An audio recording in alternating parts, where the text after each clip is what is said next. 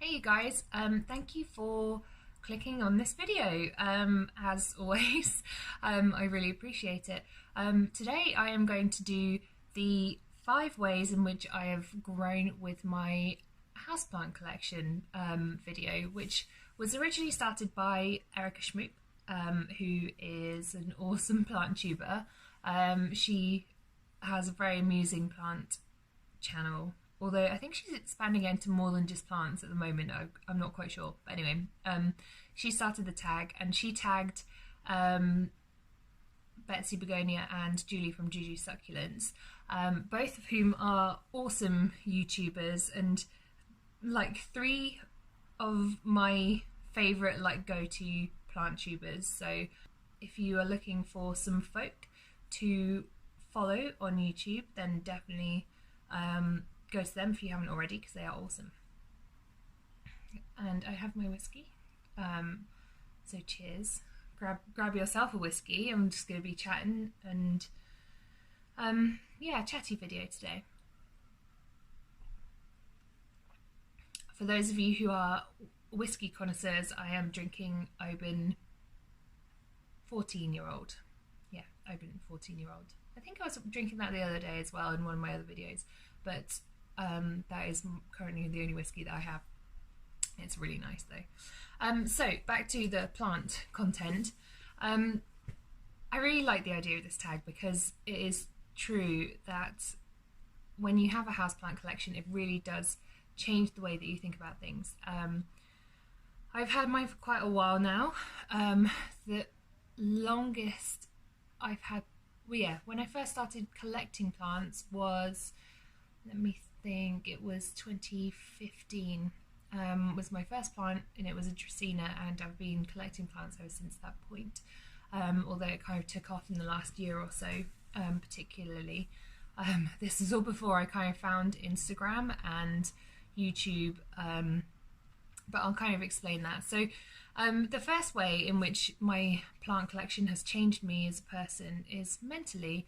I find my caring for my plants to be a real it's like a therapeutic mental relief activity. The act of caring for my plants, repotting them, tending to them, it's just so soothing, and it's external. And if you're like me and you suffer from mental health issues, or just are an overthinker, or you struggle to wind down, I think having a houseplant hobby is actually really good for you, because it just means that you can focus on something that's outside of yourself. For me particularly, I won't go into too much on this video, but I have OCD and depression, and OCD in the clinical sense, and I go into that more on my personal Instagram if anyone's interested. But I was going through a really rough patch last year,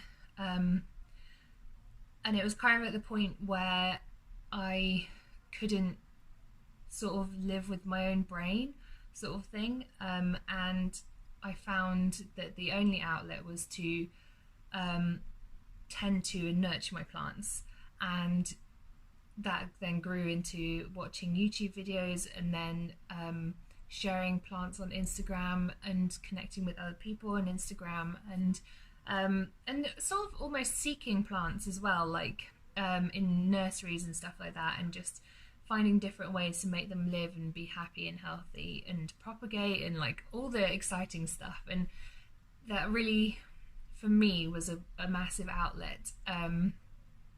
I tend to have like an obsessive nature anyway, so of course it kind of took off, but so it's really helped me mentally, and it's just, even now when I'm in a relatively good place, it does help just to ease my mind and take me out of myself, kind of thing. The next way in which it has helped me, or in which I've grown since having my houseplant collection, is my sense of nurturing. So most of my life I haven't really had a strong sense of nurturing. I guess because I'm youngish. Well, not so much anymore. But we'll sweep that one under the carpet. But I think some people, it obviously comes very naturally to, like, you would look at someone and be like, you know, you're sort of destined to be a parent or to like look after things or people and stuff. I'm quite an awkward person, and I've always been full of self-doubt and stuff, so that's always got in the way of me nurturing. And having my plant collection has actually helped me to build that kind of confidence in myself that I can actually look after something and make sure it doesn't die. And if it does die, then I learn from it, and you know, at least it's only a plant, it's not like a human baby or anything.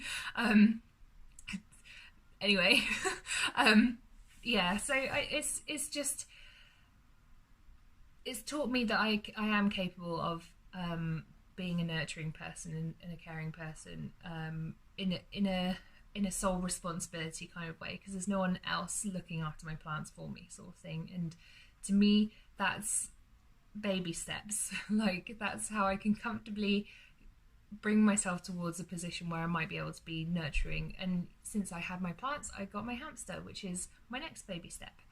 But yeah, so before then I always had the fear that I would just kill anything that I looked at, sort of thing. I'm probably starting to sound a bit crazy. Anyway, and in that same respect, it teaches me to be a bit more nurturing towards myself. My therapist actually put me onto this perspective. She said, when you're looking after your plants, think about how you are trying to care for them and nurture them, and that's kind of unconditional, and that you need to kind of learn to reflect that back on yourself and how you feel towards yourself, which is it's one of those things that's a bit weird to get your head around, but it's that has actually really helped me as well, mentally again. The third way in which my houseplant collection has helped me, or I have grown with it, is just the joy of nature. So my block of flats is it's sort of cornered on three sides. Well, I've got on either side here, I've got two concrete buildings, and in the distance, probably about, I don't know, 100 meters away, I've got another great big concrete building. So there really is very little in the way of nature around my building. So when I wake up, all I can see is concrete, which is fine because I've got a lot of sky. It's nice. I like the sky.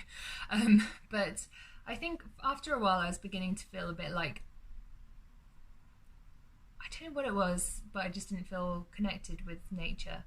And I'm quite lucky in that I live very close to the beach, so I can get to some source of nature quite easily, but not within my home. So having my plants in my home makes me feel like a sense of connection with nature. I feel like my garden is in my home, which is so lovely, and just to wake up and see all this greenery and all this foliage and occasionally some flowers, it's just I don't know, it really warms my heart and makes me feel a bit more connected with the world. And secondly, on this one, when I'm walking out in like normal gardens and stuff, I'll be looking at plants suddenly and thinking, oh wow, look at the variegation on that leaf, which I've been walking past for like the last 10 years and never having taken a second look. And I'll look at trees and I'll be like, how much time that must have taken to grow. And it's just stuff that I really didn't have an appreciation for before. I now have such an appreciation for, and it has actually enriched my my life greatly, because I get to take joy in these things that I didn't ever take before, and it's encouraged me to live a more sustainable kind of lifestyle as well, because I can see the value that nature actually has directly on my life. Fourthly, fourth way in which I've grown with my plants is having patience. because I am not a patient person, really, by any stretch of the imagination at all. But having plants and caring for your plants means that you must develop a sense of patience, because while there are some lovely plants who will push out new growth all the time, or they'll flower, or they'll, I don't know, reproduce in some way, shape or form, it's not very many plants do that, and most of them you will have to be patient and just know that it will take some time, and you still have to give them that nurture and that care, and make sure that they're doing okay, despite the fact that they're not showing any signs of growth or indeed any signs of life, really. But when they finally do show signs of growth, there is so much, I don't know how to express it, but like you're overjoyed and excited, and it feels like it's all worth it. And I don't know, for me, it teaches me that patience is a good thing and it's something worth having. And I think I've become so much more patient since having my plants for that reason, which is a good thing, because they always say patience is a virtue which I have yet to learn. But I'm getting there, and my plants are definitely like a significant factor in that. And fifthly, do you even say fifthly? I don't know if that's a word. Yeah, fifthly is learning. So for a long time, I don't think I was really doing any particular learning, and I don't know if any of you guys feel this, but like if you've been in a job for a while, it's hard to maintain a state of learning because you do the same job for all the time. And for me, I am so uncomfortable with that. Like, my nature is just to be flighty, and as soon as I stop learning, just get gone, kind of thing. And obviously that's not great, so I've been staying in the same job for quite a while, but I don't feel like I'm learning. It's probably TMI, but anyway, so I was getting a bit frustrated. Where am I going with this? I was getting a bit frustrated in my job and my personal life because I wasn't learning as much as I kind of wanted to, and for a long time that's been the gym. But then once you get over that initial stage of like so much learning, you only take on little bits here and there. So when I came sort of fully into my plant passion, there was so much knowledge to soak up, and so much information and trial and error, and information that I could like put to use and see the results of firsthand and then pass on. And there's just so much to learn, and so much of it is so different for each plant, and every single plant is a learning journey, and what will work for one plant will not work for another, and you sometimes won't even know why something doesn't work for this plant. Sometimes you'll find that everything that you've ever read on this plant says the opposite of what your plant is doing, and you're like, how? Why? But there's so much to learn, and so much to take on board from this whole plant journey. And I really feel like, because there's so many varieties of plants in nature, I really don't think that you could saturate the knowledge. I mean, I think that there is a certain amount that you can apply to a lot of plants, but I think there's more than a lifetime's worth of knowledge, and certainly for me it has been so valuable to go on this learning journey, especially about something as important as nature. So yeah, that's my 5 slightly waffly ways in which I've grown with my houseplant collection.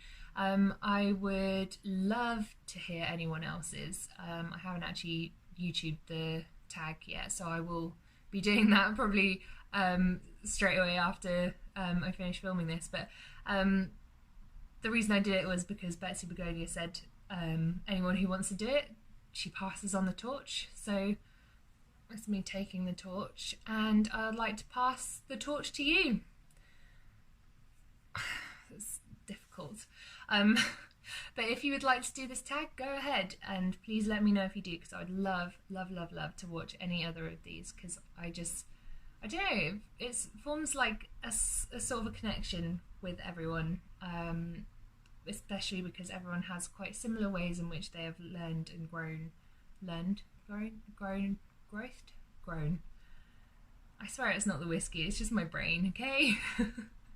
So many people have grown in certain ways that are very similar to other people. I really can't articulate myself.